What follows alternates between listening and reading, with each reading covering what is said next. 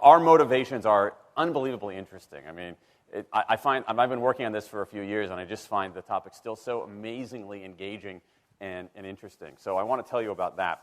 The science is really surprising. The science is a little bit freaky, okay? We are not as endlessly manipulable and as predictable as you would think.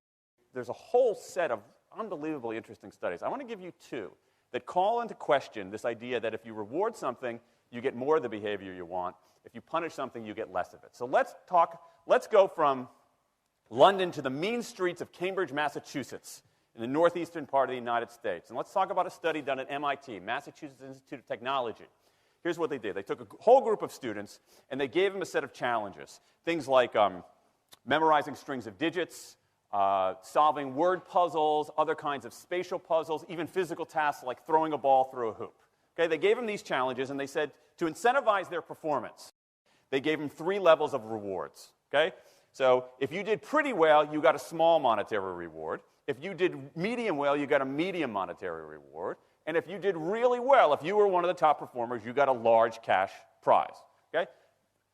We've seen this movie before. This is essentially a typical motivation scheme within organizations, right? We reward the very top performers, we ignore the low performers, and the other folks kind of in the middle. Okay, you get a little bit. So what happens? They do the test, they have these incentives. Here's what they found out. 1, as long as the task involved only mechanical skill, bonuses worked as they would be expected. The higher the pay, the better their performance. Okay, that makes sense. But here's what happens. But once the task called for even rudimentary cognitive skill, a larger reward led to poorer performance.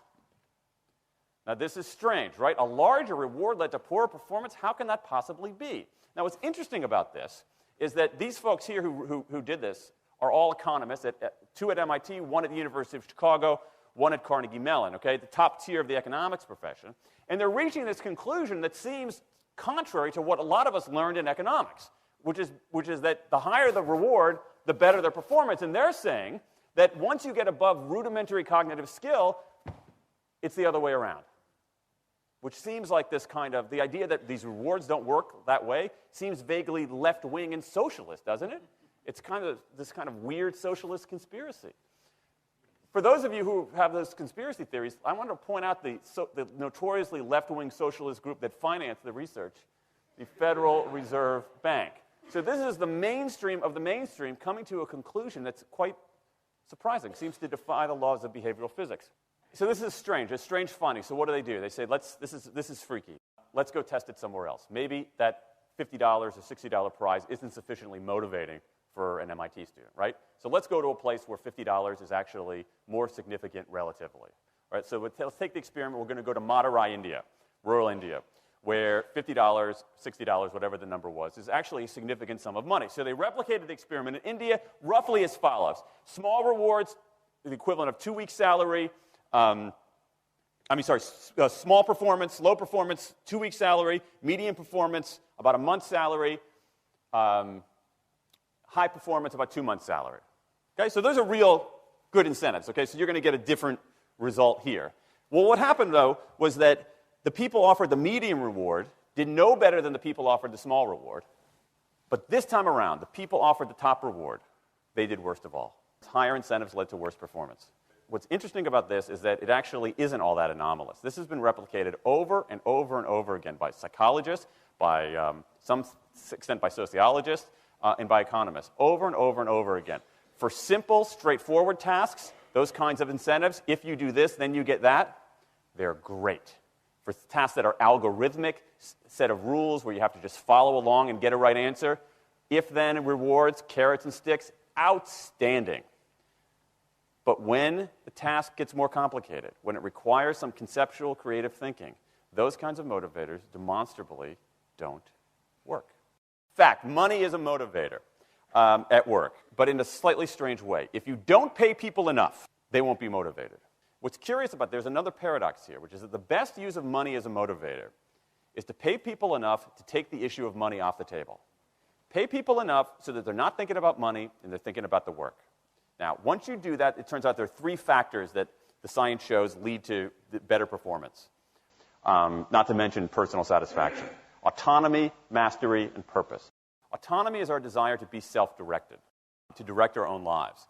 Now, in many ways, traditional notions of management run afoul of that. Management is great if you want compliance, but if you want engagement, which is what we want in the workforce today as people are doing more complicated, sophisticated things, self-direction is better. Let me give you some examples of this, of almost radical forms of self-direction in the workplace that lead to good results. Let's start with this company right here, Atlassian, an Australian company. It's a software company, and they do something really cool. Once a quarter, on a Thursday afternoon, they say to their developers, for the next 24 hours, you can work on anything you want. You can work on it the way you want. You can work on it with whomever you want. All we ask is that you show the results to the company at the end of those 24 hours in this fun kind of meeting, not a star chamber session, but this fun meeting with beer and cake and fun and other things like that. It turns out that that one day of pure, undiluted autonomy has led to a whole array of fixes for existing software, a whole array of ideas for new products that otherwise had never emerged. One day. Now, this is not an if-then incentive. This is not the sort of thing that I would have done 3 years ago before I knew this research. I would have said, you want people to be creative and innovative? Give them a freaking innovation bonus. If you can do something cool, I'll give you $2,500. They're not doing this at all. They're essentially saying, you probably want to do something interesting. Let me just get out of your way. One day of autonomy produces things that had never emerged. Okay, let's talk about mastery. Mastery is our urge to get better at stuff. We like to get better at stuff. This is why people play musical instruments on the weekend. You got all these people who are acting in ways that seem irrational economically. They play musical instruments on weekends. Why? It's not going to get them a mate. It's not going to make them any money. Why are they doing it? Because it's fun, because you get better at it, and that's satisfying. Go back in time a little bit. I imagine this if I went to my first economics professor, a woman named Mary Alice Schulman, and I went to her in 1983 and said, Professor Schulman, can I talk to you after class for a moment? Yeah. I got this inkling. I got this idea for a business model. I just want to run it past you. Here's how it would work.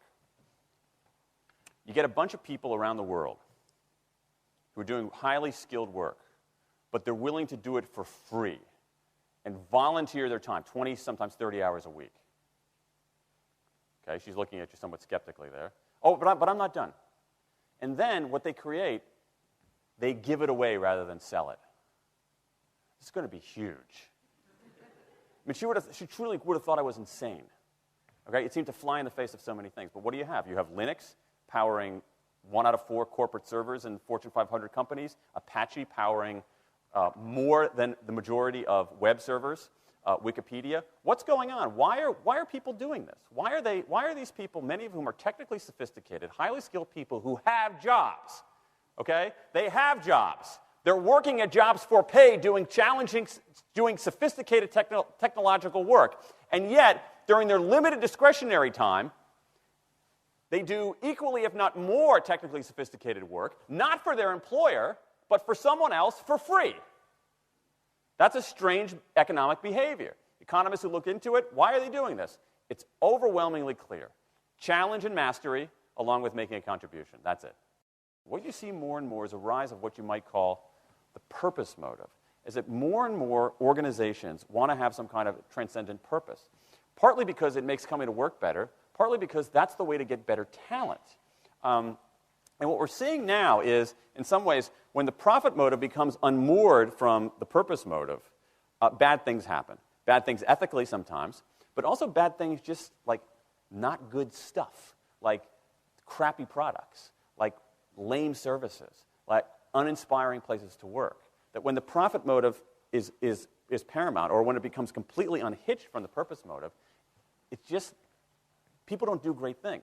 More and more organizations are realizing this and sort of disturbing the categories between what's profit and what's purpose. And I think that actually heralds something interesting. And I think that organizations that are flourishing, whether they're profit, for-profit, or somewhere in between, are animated by this purpose motive. Let me give you a couple of examples. Here's the founder of Skype. He says, our goal is to be disruptive, but in the cause of making the world a better place. Pretty good purpose. Here's Steve Jobs. I want to put a ding in the universe. All right? That's the kind of thing that might get you up in the morning and racing to go to work. So I think that we are purpose maximizers, not only profit maximizers. I think the science shows that we care about mastery very, very deeply.